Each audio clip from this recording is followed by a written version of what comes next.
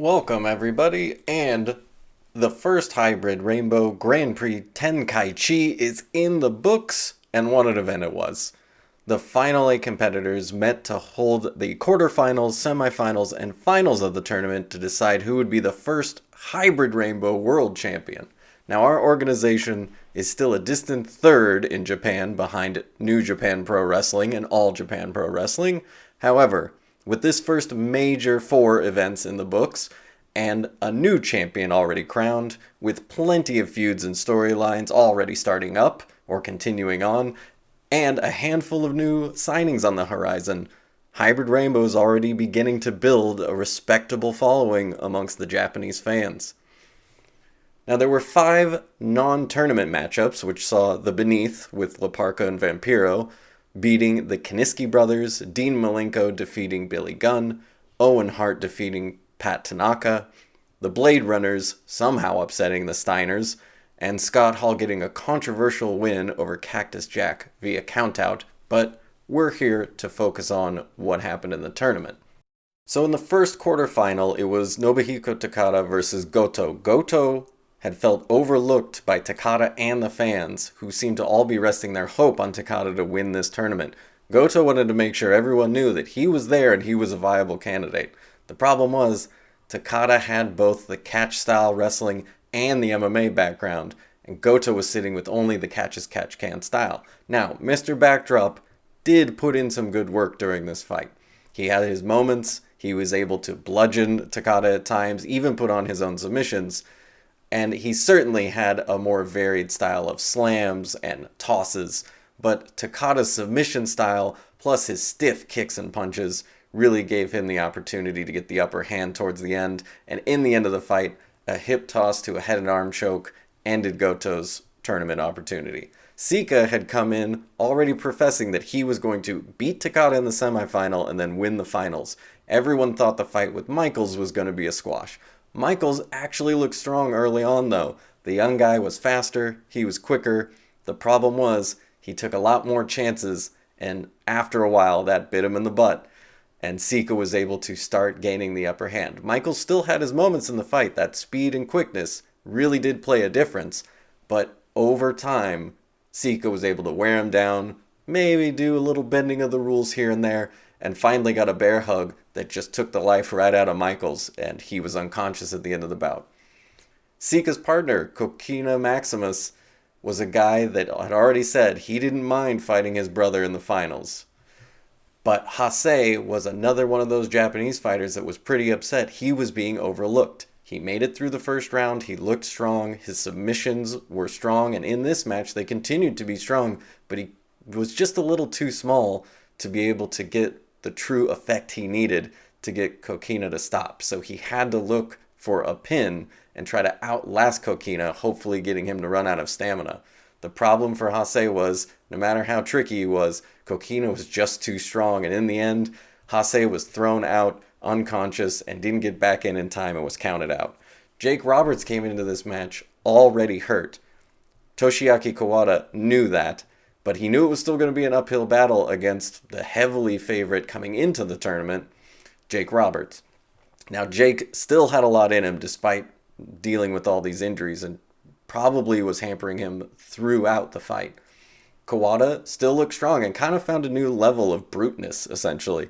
He was starting to do a lot more tough and stiff kicks. His slams were looking strong. He got very close to beating Jake Roberts at around the 12th minute, but over time, it looked like Jake might still be able to pull it out, and the only reason that Kawada was able to finally get the finish on Jake and move on to the next round was he went back to his submission game, and I think Jake's lower back just had too much damage from that Cactus Jack fight in the first round, so Kawada moves on. We made it to the semifinals, and Nobuhiko Takada takes on Sika, the match that Sika had claimed he was going to make it to, and now we needed to see if he was going to actually be able to win the bout. Both guys seemed like they were trying to get the submission win over the other, maybe a little feather in the cap if you could make the other one submit.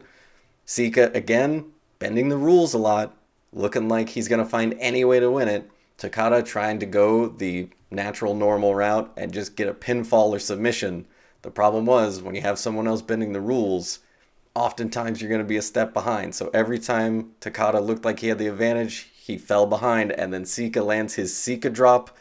He rolls up Takada, and Takada just doesn't have anything left. Japanese fans devastated because their main guy had fallen out. Kokina comes back into the semifinals against Kawada. Kokina already looked tired.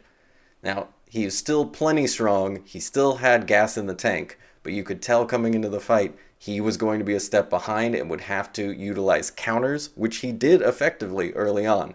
A lot of Kawada's actions were quicker than Kokina, but every time he'd get the advantage, Kokina would find a way to bludgeon him, beat him down, just use raw power to get the advantage. Kawada was able to start turning the tide around 5 minutes in, and once he started to gain that advantage, it took Kokina doing power moves over and over again to try to turn the tide back in his favor.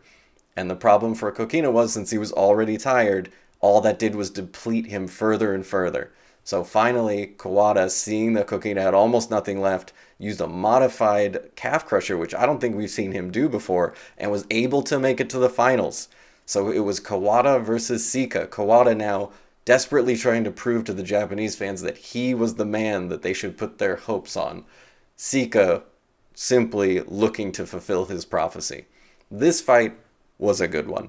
This one went back and forth. Both guys evenly matched. They're both beaten up. They're both tired, but Kawada being propelled by the fans and the hope for a Japanese champion in the inaugural tournament. Sika looking only to prove those fans wrong as they had been jeering him throughout the tournament. Sika, again, bending rules, never fully breaking them, although in this match, he got pretty close a couple of times to being disqualified.